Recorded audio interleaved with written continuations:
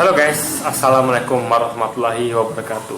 Kembali lagi bersama saya Bobby Herian, dan kita kali ini akan mengomentari video dari Ade Armando yang judul Baim Wong, sahabat atau korban kadrun. Kita langsung tonton videonya dan habis itu akan kita komentari.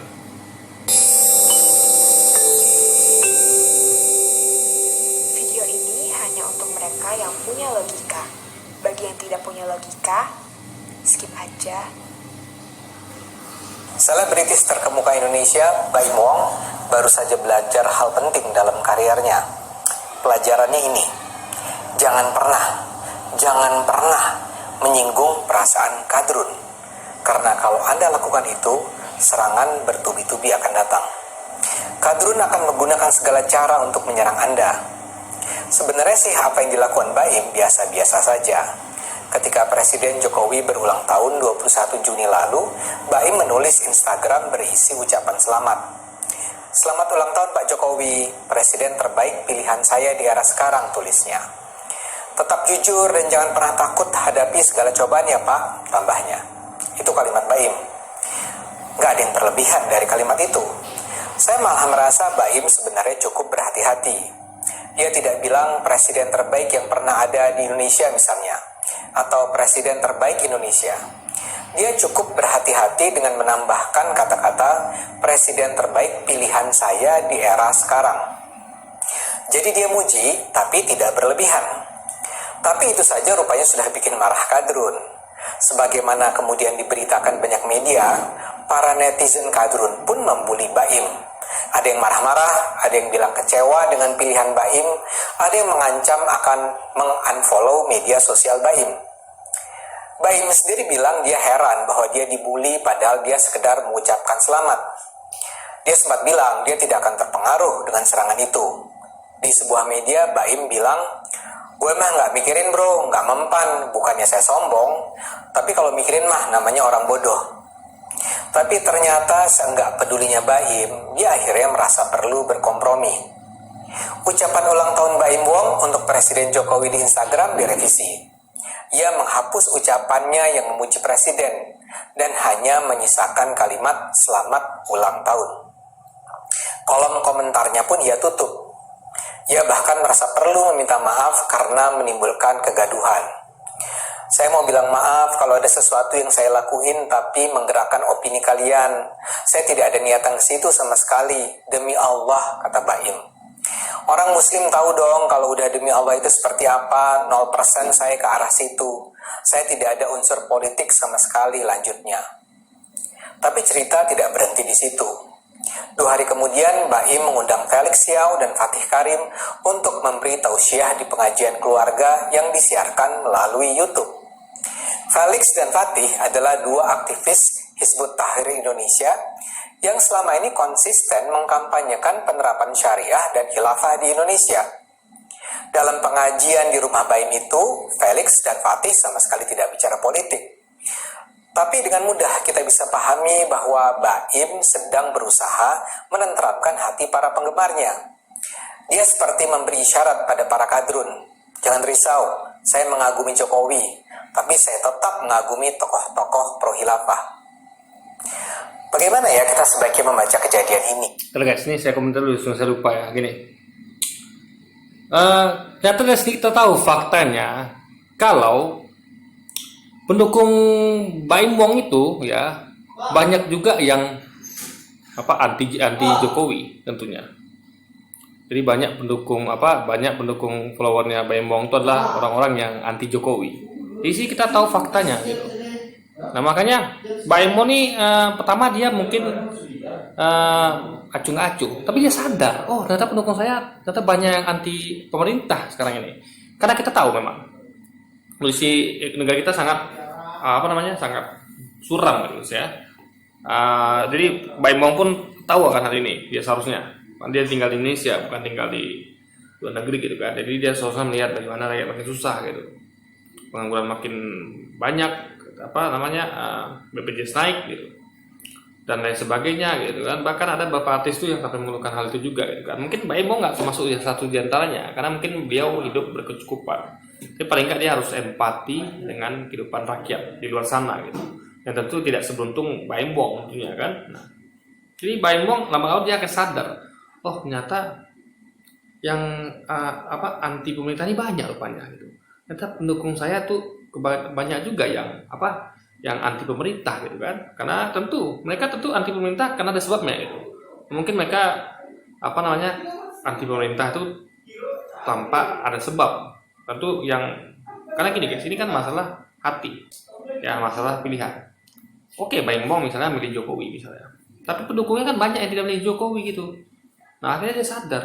Dia mungkin introspeksi diri. Dari awalnya dia nggak acuh, akhirnya dia sadar, oh ternyata aku punya follower yang banyak, yang followerku tuh yang anti pemerintahan sekarang ini.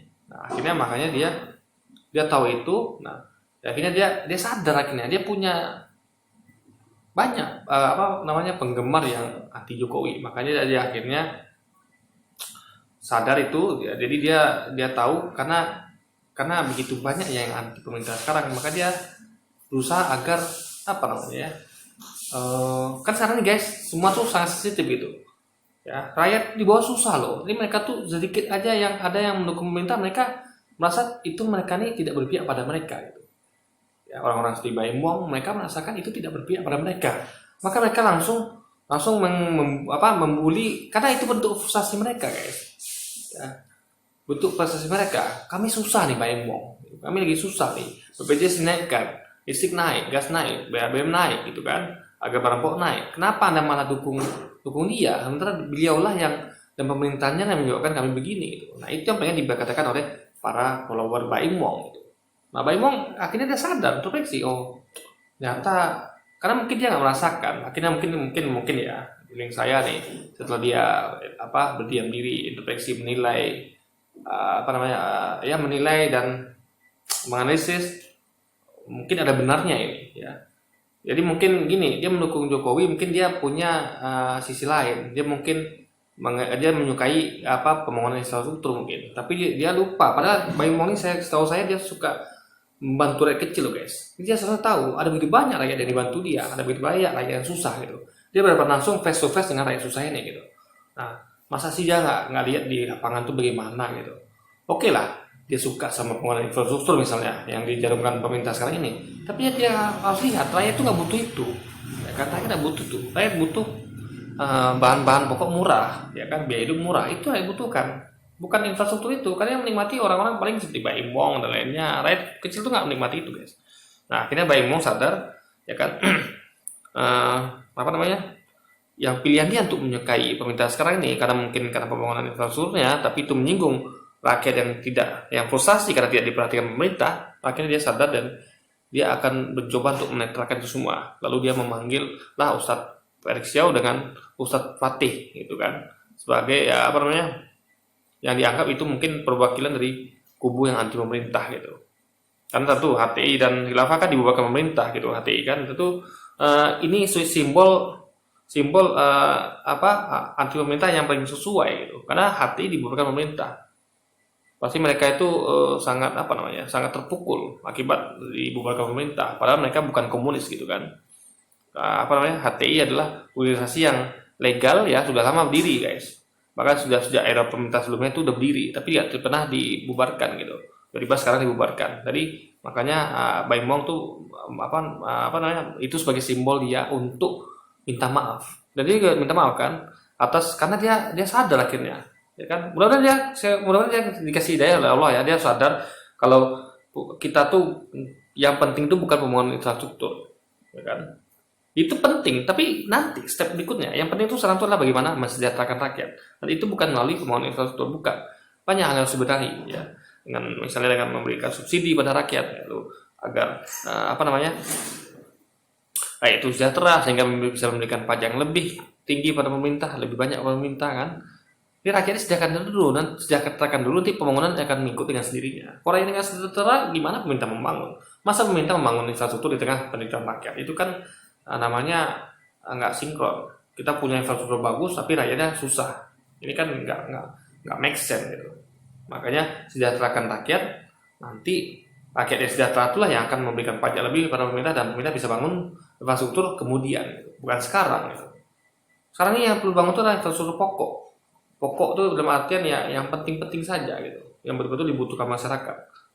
Atau beli deh itu perusahaan-perusahaan tambang itu beli, perusahaan apa lagi itu nasionalisasi itu nggak apa-apa karena keuntungan itu bisa dipakai untuk subsidi kepada rakyat atau bangun yang lain, gitu caranya gitu. Bukan bangun yang malah menguntungkan asing. Anda tahu pembangunan jalan tol Bandara Pelabuhan itu malah menguntungkan asing sehingga derasnya barang impor dari luar ke dalam. Kita kan defisit nih sekarang nih, neraca perdagangan defisit. Kenapa? Karena impor lebih banyak pada ekspor. Kenapa? Berarti itu asing dimudahkan dengan infrastruktur kita, dengan adanya pelabuhan, bandara, jalan tol itu memudahkan barang mereka untuk masuk ke Indonesia, bukan barang kita yang masuk yang pergi keluar, tapi barang luar yang masuk dalam, guys. Jadi itu justru pembangunan infrastrukturnya malah menguntungkan asing, bukan menguntungkan kita, guys. Nah, itu yang perlu dicermati gitu. Banyak pendukung Jokowi kecewa tentu saja dengan Baim. Baim memang jadinya terkesan seperti tidak punya sikap tegas. Kalau dia sekedar merevisi kata-kata di Instagramnya, mungkin orang masih bisa memaklumi. Sebagai selebritis, dia tentu tidak ingin kehilangan penggemar. Tapi kalau dia ternyata merasa harus mempromosikan Felix dan Fatih, dia terkesan bergerak terlalu jauh, mengkhianati apa yang dipercayanya. Baim tentu tahu siapa itu HTI. Kalau kita buat pemetaan spektrum politik, kita akan menempatkan Presiden Jokowi dalam kubu nasionalis religius di ujung spektrum, dan Felix serta Fatih di kubu Enggak, saya nggak setuju kalau yang kiri ini dikatakan sebagai kubu nasionalis agamis. Enggak. Ya. Yang sebelah kiri ini ya, presiden kita tuh ada di kubu nasionalis saja. Dan itu pun ragukan nasionalisnya, guys. Karena bayangkan Pancasila tadi beliau diam saja gitu. Beliau malah mengatakan ditunda gitu. Jadi ini pun saya ragukan sebenarnya nasionalis beliau gimana gitu kan. Jadi kalau dikatakan nasionalis agamis mungkin sebagai simbol, karena agamisnya beliau mungkin mengangkat calon wakil presiden itu dari ulama, yaitu Maruf Amin, tapi tidak nampak yang penerapannya di lapangan gitu. Jadi Pak Maruf Amin itu hanya sebagai simbol gitu. Justru yang nggak nampak praktik di lapangan, ya kan. Bahkan dia semakin semakin menyudutkan umat Islam, dan umat Islam pun akhirnya mengkritik dia balik gitu. Jadi banyak kritik dari umat Islam di Indonesia kepada beliau ini, kepada presiden kita gitu. Jadi saya nggak setuju kalau beliau katakan agamis. Nasionalis mungkin ada benarnya, tapi juga saya nggak yakin 100% juga. Kenapa? Karena beliau ya itu tadi, Pancasila aku tidak peduli dia, Pancasila dia bobo gitu kan. Soalnya dia katakan batalkan undang-undang itu, bukan ditunda gitu kan. Jadi kalau yang Ustadz Riksa memang jelas dia memang agamis nasionalis, guys. Karena dari kubu beliau inilah yang berjuang untuk Pancasila kemarin kan. Jadi justru sebutan nasionalis agamis itu ada di kubu Felix Xiao seharusnya, bukan di kubu Presiden Jokowi. Ya kan? Jadi itu penilaian saya, itu kalau Anda terserah dengan Anda gitu. Tapi ini penilaian saya murni pribadi. Lava anti NKRI di ujung spektrum yang lain. Baim menghapus pujiannya pada Jokowi dan kemudian anti NKRI loh, guys. Sejak kapan Ustaz Resio anti NKRI itu, Pak? Ya kan? Sejak kapan? Beri ruang luas bagi dua tokoh HTI, organisasi yang jelas-jelas adalah musuh Jokowi. Baim jadinya terlihat seperti manusia tanpa pendirian atau oportunis, yang ujung-ujungnya justru membela mereka yang menindasnya. Tapi terus terang, buat saya sih Baim adalah sekedar korban kesekian dari kaum kadrun yang memang... Baim ini sebenarnya bukan korban, guys ya. Baim itu soalnya follower itu adalah orang-orang yang mendukung Baim gitu, ya kan. Nah, dan followernya itu tentu punya pilihan politik gitu kan. Nah, Baim harus sadar dengan hal itu gitu kan. Nah, jadi dia ini sekedar mengikuti apa kata followernya gitu kan. Jadi ya ini dalam membina hubungan dengan follower gitu. Dia tahu, sadar, ternyata follower saya ini banyak yang anti pemerintah gitu. Banyak yang nggak suka dengan pemerintah, maka dia sadar itu. Dia tentu Baim ini saya lihat sebagai orang baik, dia nggak mau menyinggung perasaan orang, gitu kan. Makanya dia gimana supaya dengan cara-cara itu dia ubah Instagramnya, ya kan, lalu minta maaf, lalu dia ngundang Ustaz Felix. Itu dia sadar kalau dia punya follower yang seperti itu, ya kan. Idealis dia tuh apa namanya? Karena dia ini gini guys, dia kan public figure gitu. Kecuali kalau saya bukan public figure, saya apa namanya bebas bersuara memilih siapa gitu. Kalau dia kan harus hati-hati juga gitu. Karena apa namanya pilihan-pilihan yang dibuat itu akan menentukan juga apa namanya berpengaruh pada followernya. Karena dia punya follower yang tentu punya pilihan politik gitu. Jadi dia itu adalah bagus mendengarkan kata follower gitu kan. Jadi dia nggak mau menyakiti hati followernya gitu kan. Karena followernya ini guys bukan membuli dia sebenarnya.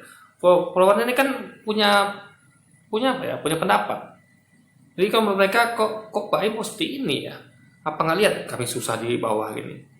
Kan apa nggak lihat kalau kami ini suka mengkritik pemerintah, anti pemerintah? Kenapa Pak Im mendukung pemerintah? Kalau mendukung silakan, tapi Pak Im tuh membuat mereka apa namanya?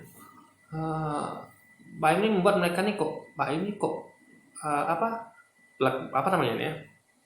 Terlalu maju mendukungnya gitu, terlalu habis-habisan mendukungnya. Jadi mereka ternyata Mbak Imong nggak seperti saya duga gitu kan karena mungkin karena baru kali ini Mbak Im menyampaikan dukungan menunjukkan ulang tahun sehingga ketahuan pendukungannya dan yang sangat kuat itu.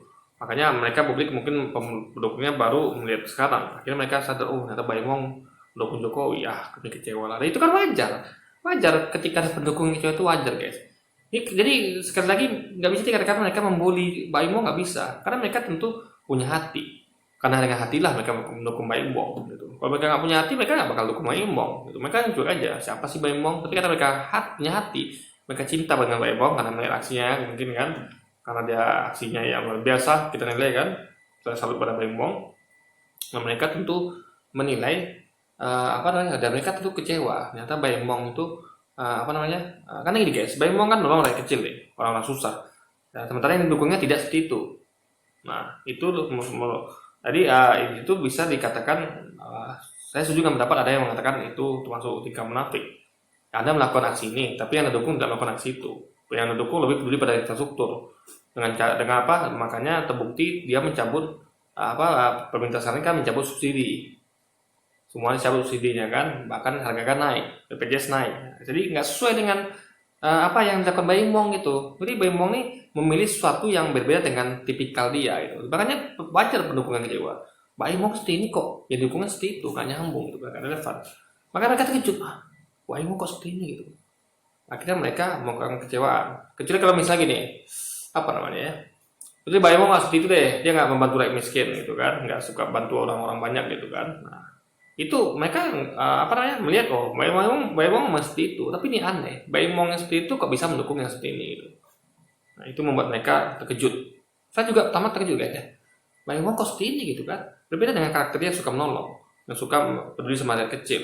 Yang didukungnya tidak seperti itu, yang didukungnya itu lebih peduli pada infrastruktur dibanding memberikan subsidi pada rakyatnya. Tentu yang dapat subsidi itu kan rakyat kecil, bukan orang-orang kaya. Rakyat kecil kan butuh subsidi, tapi itu kan dicabut. Bahkan BPJS juga naik dan lain-lain juga naik. Itu kan makin memberatkan rakyat kecil. Nah ini berbeda dengan karakter asli Mbak Imong, sehingga orang terkejut dan kecewa. Ternyata Mbak Imong berbeda nih apa yang dilakukannya dengan yang didukungnya gitu. Nah, mungkin Mbak Imong membaca, kalau Mbak Imong mungkin mendengarkan video saya ini, dia harus tahu itu. Ya, jadi Anda tuh harus tunjukkanlah kepribadian Anda orangnya suka membantu, orang lemah kan. Tunjukkan dukungan pada orang-orang yang peduli sama orang lemah gitu. Tunjukkan dukungan Anda, bukan mendukung yang malah orang-orang yang tidak peduli pada rakyat kecil ya. Jadi Mbak Imong harus apa yang dilakukan dia harus sesuai dengan apa yang didukung dia. Harus sesuai dengan apa yang dipilih dia. Itu baru namanya Mbak Imong keren gitu, menurut saya guys. Secara sistematis, terstruktur, dan masif berusaha menghancurkan Indonesia. Coba lihat apa yang dialami Mbak Im. Dia itu diteror karena hanya satu hal sederhana. Dia mengucapkan selamat ulang tahun. Mbak Im mau teror guys. Ini kan pendukung tuh kecewa gitu, marah. Karena mereka selama ini berjuang mendukung Mbak Im itu dengan perjuangan tentunya kan. Mereka menilai kok Mbak Im seperti ini gitu. Jadi guys, bagi orang, jadi gini, inilah buktinya sensitifnya Indonesia ini. Kalau rakyat itu udah susah gitu, sehingga rakyat itu menjadi sensitif. Nah, ini bukti di lapangan fakta kalau rakyat itu lagi susah. Ya, maka mereka anti pada pemerintah, sehingga mereka sensitif. Mereka lihat idolanya kok begini gitu kan.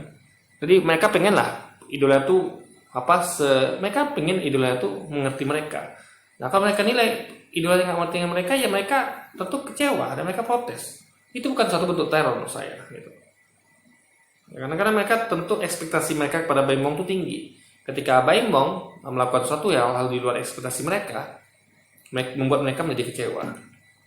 Karena mereka memang lagi sensitif-sensitifnya. Anda lihat ada beberapa kejadian beberapa waktu lampau juga ada sampai bikin 2019 ganti presiden, bahkan juga tagar-tagar seperti turunkan Jokowi dan sebagainya gitu kan. Itu kan jadi trending terus itu. Kenapa bisa trending? Karena rakyat yang membuat itu gitu. Nggak mungkin itu bayaran, ya itu kerja keras rakyat untuk membuat trending seperti itu. Nah, jadi memang sudah sangat sensitif rakyat ini guys. Makanya siapapun itu yang kalau menunjukkan dukungan pada pemerintah akan banyak yang menunjukkan protesnya. Ya, mau itu followernya, mau bukan followernya gitu. Saya juga termasuk orang yang kecewa sama Baim. Meskipun saya bukan penggemar Baim ya, bukan follower Baim, tapi saya termasuk orang kecewa gitu. Nah, jadi intinya adalah rakyat lagi sensitif Baim Wong. Anda harus tahu itu. Dan saya rasa dia mungkin sudah sadar. Maka dia harus hati-hati ya. Jangan menyinggung ucapan jangan menyinggung rakyat. Karena rakyat lagi sensitif. Karena Anda belum tahu ya Mas Baim Wong ya. Nah, kita kan lagi susah nih. Ya, semua subsidi cabut. Harga gas, listrik, BBM itu naik, BPJS naik. Harga bahan-bahan pokok naik, ya kan? Dan banyak hal lainnya gitu. Jadi Mas Baim Wong soalnya harus tahu rakyat itu lagi sensitif. Nah, jadi guys, jadi masa sih semua rakyat sensitifnya dikatakan kadrun gitu? Ini kan suatu hal yang sangat sangat mengecewakan dari seorang Armando gitu. Jadi semua rakyat yang semuanya itu dikatakan kadrun gitu. Ini jadi ada sekitar berapa ya pemilih yang kemarin tuh yang di pemilu Pilpres itu ada sekitar 44% atau 46% tuh yang tidak memilih pemerintah sekarang. Itu kan berarti kadrun semua gitu. Ya kan? Intinya adalah justru kata-kata kadrun ini adalah stigmatisasi kelompok Armando kepada kita rakyat yang tidak memilih pemerintah sekarang ini. Itu belum lagi yang jumlah yang dicurangi ya. Karena kan ada kecurangan pemilu kemarin. Jadi 44% atau 46% itu bukan jumlah sebenarnya. Belum dihitung yang kecurangan itu berapa gitu. Bisa jadi lebih. Bahkan bisa jadi sebaliknya. Justru yang para kadrun yang menang, yang dituduh kadrun ini sebenarnya kan. Karena ada kecurangan itu. Intinya adalah stigmatisasi itu dibuat karena kemarin kan stigmatisasi dari mereka ini adalah kampret. Karena masa pilpres sudah selesai, mereka ganti dengan perpanjang dengan kadrun agar tetap melekat stigmatisasi itu kepada kelompok-kelompok yang anti pemerintah, yang tidak mendukung pemerintah. Ya kan, sehingga mereka ini ya sengaja label-label seperti itu kan bahkan disebutkan dengan label-label lain seperti radikal, intoleran, teroris, anti PNKRI, anti Pancasila gitu kan, untuk membuat mereka ini di mata masyarakat buruk gitu. Itulah tujuan stigmatisasi dan Denny Siregar mengakui itu di video dia. Saya udah pernah buat videonya pengakuan Denny Siregar. Kalau dia yang mengaku kelompok mereka lah yang membuat stigmatisasi kadrun itu kepada kelompok-kelompok yang anti pemerintah guys. Tahun pada Pak Jokowi dan memuji sang presiden. Pernyataan sesederhana ini ternyata sudah cukup dijadikan alasan bagi kaum kadrun untuk bergerak menteror Baim. Baim kan tidak sedang menyerang siapa-siapa. Dia hanya sedang memuji Jokowi. Namun hal semacam itu tidak akan dibiarkan oleh kaum kadrun karena apa yang dilakukan Baim akan merusak skenario yang sedang mereka bangun. Agenda kaum kadrun jelas. Mereka ingin menghancurkan reputasi Jokowi. Mereka ingin masyarakat percaya bahwa Jokowi adalah pemimpin yang buruk, yang represif, yang anti-Islam, yang tidak punya legitimasi. Mereka ingin sekali terjadi krisis di Indonesia. Karena itu semakin buruk. Kalau yang pertama saya setuju, ya, karena memang itu fakta. Tapi yang kedua, mereka ingin jadi krisis itu nggak benar guys, nggak benar. Justru mereka mencegah jadi krisis. Contoh seperti kemarin undang-undang HIP, ya kan? Mereka berusaha gagalkan karena itu terjadi makanya bisa krisis. Kenapa? Pancasila ditaati, ya kan? Komunis bangkit. Lalu misalnya kayak kemarin subsidi BBM cabut, itu kan bisa buat krisis, maka mereka bergerak demo, ya kan? Ketika ada BBM naik, listrik naik, BPJS naik, mereka demo, ya kan? Turunkan harga listrik, BBM, gas, gitu kan? BPJS, mereka demo, gitu. Justru mereka tuh menghindari krisis sebenarnya. Yang bikin krisis adalah orang-orang yang menaikkan mencabut subsidi itu yang bikin krisis sebenarnya. Dan mereka meredam itu dengan melakukan demo. Demo mereka itu yang menyelamatkan Indonesia. Sehingga pemerintah itu berkaca ulang. Oh, ternyata kalau aku naikkan BBM, listrik, gas, BPJS banyak yang demo. Berarti yang melakukan ini salah, karena banyak masyarakat yang kena dampaknya. Dan mereka tentu tidak mungkin diam saja, karena mereka terkena dampak, mereka demo. Gitu. Jadi yang bikin buruk kondisi ini sekarang ini bukan para kadrun ini, guys. Bukan rakyat yang anti pemerintah, tapi pemerintah yang menciptakan situasi semakin buruk. Kan ini kan situasi kita kan sekarang udah buruk. Itu yang apa sih yang membuat itu para kadrun? Kan tidak. Yang membuat kondisi buruk kan pemerintah dengan kebijakannya, ya kan? Ini hasil yang kondisi kita sekarang nih, guys, hasil kerja pemerintah, bukan hasil kerja para rakyat, bukan.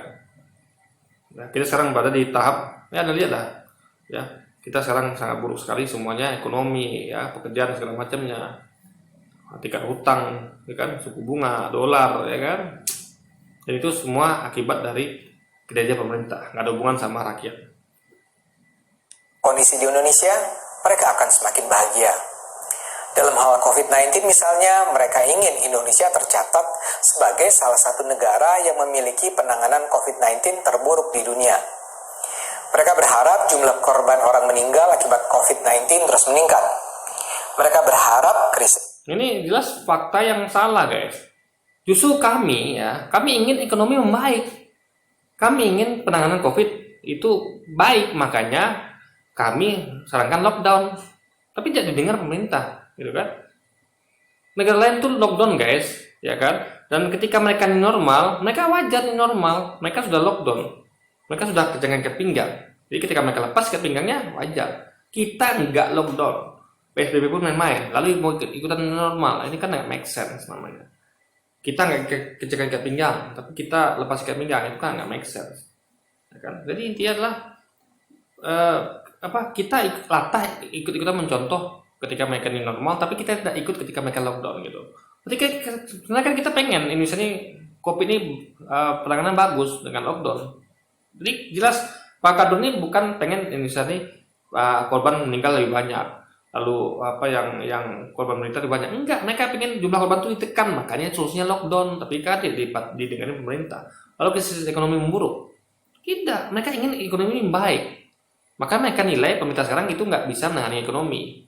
Nggak sesuai yang janji dahulu, katanya ekonomi akan meningkat 9%. Tapi faktanya tidak. Nah, makanya mereka ingin ganti presiden 2019 kemarin. Karena mereka nilai pemerintah ini nggak sanggup untuk memperbaiki ekonomi, gitu. Kan? Maka mereka apalagi dengan kajian-kajian dari Rizal Ramli yang menurut saya sangat keren dan sangat relevan itu. Ya kan? Sangat logis yang disampaikan beliau, gitu. Jadi krisis ekonomi ini yang sekali lagi yang ciptakan itu bukan para orang-orang yang dilabeli kadrun ini, bukan.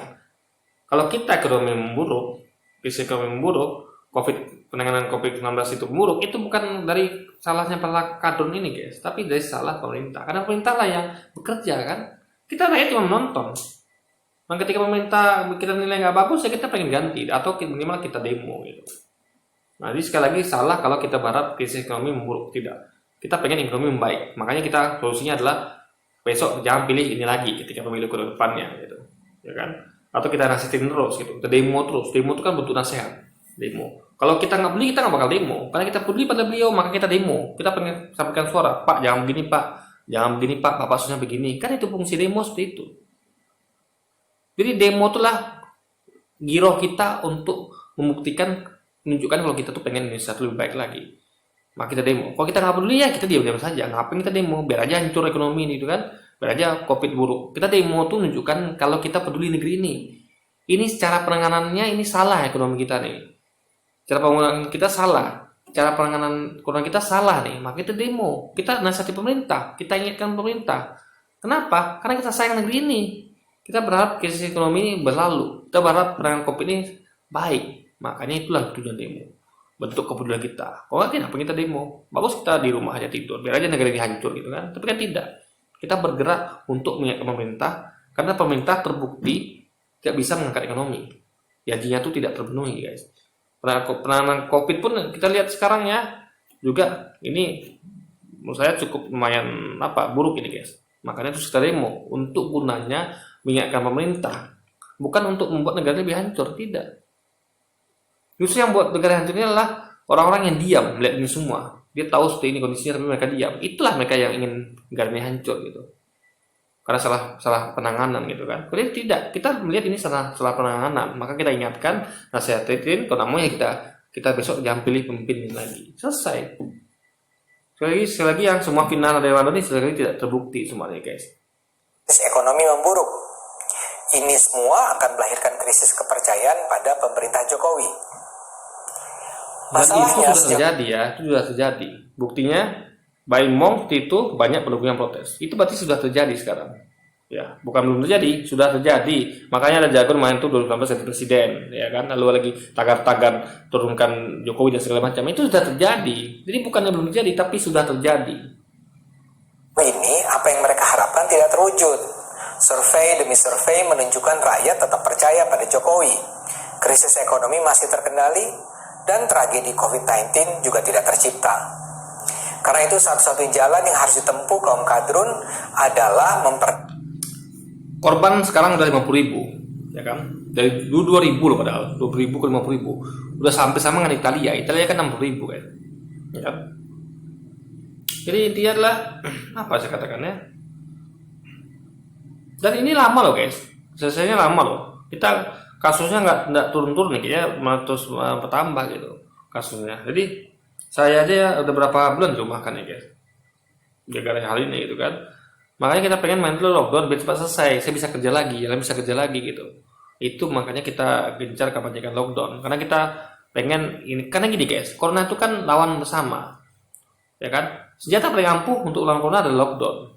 Itu senjata paling ampuh, nggak ada yang lain. Kan lockdown lah senjata mematikan bagi corona, bukan PSBB atau new normal, bukan. Nah kita pengen senjata itu digunakan untuk melawan corona. Karena corona harus dibasmi. Ya kan, yang dibahas kan corona pemerintah, ya kan, makanya kita pengen lockdown. Lockdown itu kan nggak lama, 1-2 bulan saja lah cukup. Habis itu PSBB silakan.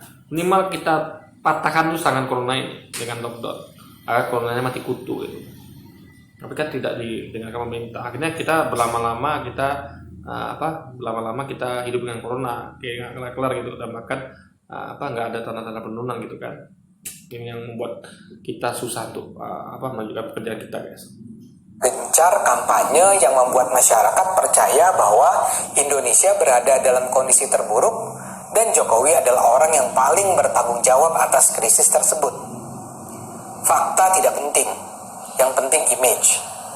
Mereka akan terus mengulang pesan yang sama tanpa lelah. Indonesia hancur, Jokowi harus turun. Bahkan dalam demonstrasi anti RUU HIP kemarin, suara turunkan Jokowi nyaring diteriakan. Padahal kan nggak ada hubungan antara RUU HIP dengan Jokowi. Mereka menyebarkan kebohongan, fitnah, disinformasi. Ada hubungan HIP dengan Jokowi, ada guys. Karena presiden ini kan punya kuasa mutlak. Dia bisa membatalkan RUU itu, gitu. Ya kan? Ada hubungannya. Kecuali bukan presiden, kecuali gubernur Anies Baswedan, dia nggak punya hak untuk membatalkan undang-undang ini. Tapi presiden kan punya hak untuk membatalkan itu. Dia selalu lihat ini dari demo nih. Juga banyak, bukan rakyat aja ya, juga ulama, MUI bahkan para purnawirawan seperti Pak Trisno juga menghadap presiden pengen undang-undang ini dibatalkan. Nah presiden punya kuasa itu. Nah dia seharusnya dia langsung mengatakan kepada DPR, hai DPR, tolong ini undang-undang ini dibatalkan saja. Karena rakyat banyak yang tidak setuju undang-undang ini. Selesai. Kita tepuk tangan untuk beliau itu terjadi, tapi sayangnya tidak terjadi itu. Itu sayangnya tidak terjadi. Beliau hanya mengingatkan ditunda. Padahal kita pengen dibatalkan. Bahkan sekarang undang-undang itu berubah nama lagi kan. Ini kan namanya mengakali rakyat namanya.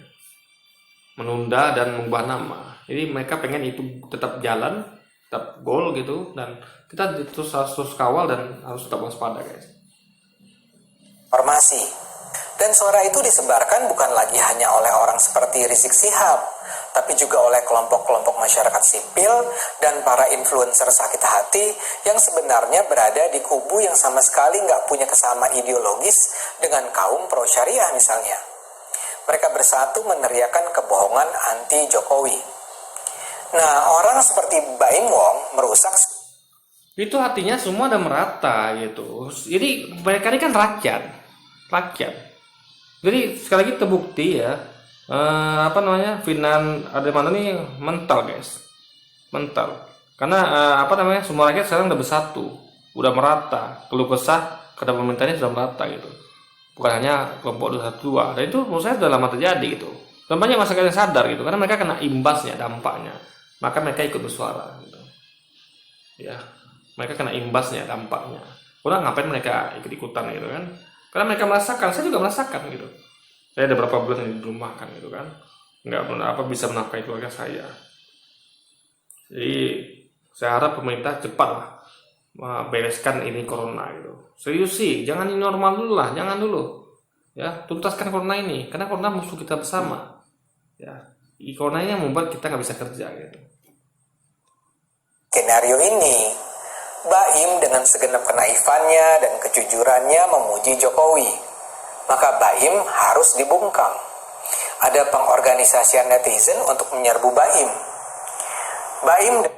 Pengorganisasian netizen tuh nggak ada yang di organisasi. Mereka tuh pure menyampaikan apa yang mereka rasakan gitu. Ini nggak ada itu yang namanya organisasi netizen itu nggak ada gitu. Nggak ada sama sekali. Kayak di saya punya channel YouTube. Itu yang komentar tuh ada yang pro, ada yang kontra. Dan mereka itu nggak ada yang organisasi, nggak ada. Mereka tuh saya tahu itu pasal mereka. Ada yang setuju, nggak setuju itu biasa gitu. Saya tidak menuduh mereka nih ada yang organisasi kan tidak gitu. Karena itulah yang dirasakan oleh rakyat kebanyakan. Mereka kecewa dengan Baim karena Baim tidak berpihak pada mereka, tapi malah berpihak pada pemerintah yang yang telah menyusahkan mereka gitu guys. Dengan naif bertanya, apa yang salah dengan mengucapkan selamat ulang tahun pada presiden saya? Tentu saja nggak ada yang salah. Kalau yang baca pernyataan Baim adalah kaum berakal sehat. Masalahnya yang baca itu adalah kaum kadrun yang memang tidak mempedulikan akal sehat. Bagi mereka, pernyataan Baim dan orang-orang yang membela Jokowi lainnya adalah suara yang harus dimatikan. Orang yang berani memuji Jokowi secara terbuka akan diserang sedemikian rupa sehingga orang-orang ini memilih untuk tidak bicara. Dalam kasus Baim kalah. Tapi kita yang mencintai bangsa dan negara ini, Baim menang seharusnya guys. Berarti dia mendengarkan apa kata followernya. Ingat, Baim punya follower. Dan follower itu harus diingatkan kata-kata keinginannya. Baim itu harus satu rasa, satu jiwa dengan followernya. Itu yang perlu Baim lakukan.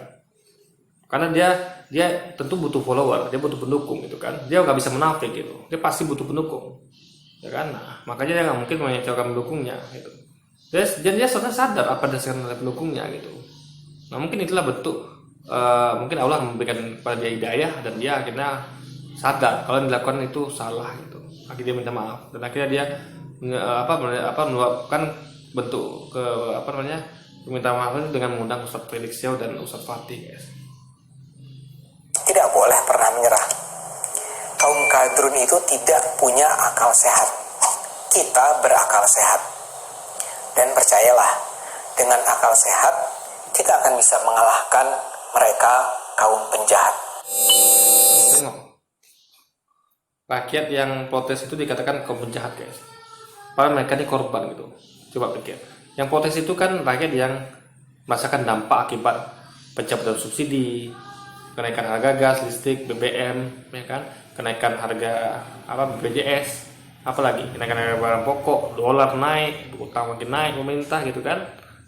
Bahkan ini dengar kabar itu premium mau dihapus gitu kan. Jadi rakyat ini yang kena dampaknya semua gitu. Mereka makin susah gitu. Nah, jadi intinya adalah itu fakta yang kita apalagi di lapangan dan itu bukan hoax, itu fakta ya. Jadi nggak ada yang namanya organisasi, nggak ada. Semua rakyat itu sudah bersatu sekarang ya, sudah bersatu karena mereka, kalau rakyat itu susah guys, mereka akan bersatu. Semakin susah mereka akan semakin bersatu. kesusahan itulah yang membuat mereka bersatu gitu. Ya kan? Semakin kebijakan pemerintah membuat rakyat makin susah, mereka akan semakin bersatu. Nah, maka pemerintah yang baik itu seharusnya jangan susahkan rakyat, sejahterakan rakyat, sehingga rakyat akan mendukung pemerintah. Kan gitu. Logika simpel sih sebenarnya. Kalau Anda buat rakyat senang, mereka tidak akan mengkritik Anda. Mereka akan pro kepada Anda. Tapi kalau Anda buat rakyat susah, ya mohon maaf. Rakyat itu punya hati. Mereka merasakan nampak. Tentu mereka tidak akan tinggal diam. Dan mereka akan meluapkan betul itu dengan kecewaan dengan segala macam. Bisa demo, bisa kritik dan segala macamnya gitu. Karena mereka lah yang merasakan dampak dari kebijakan pemerintah, bukan pemerintah gitu. Oke guys, jadi mungkin sekian dulu video kita kali ini. Sampai jumpa lagi di video-video selanjutnya. Wassalamualaikum warahmatullahi wabarakatuh.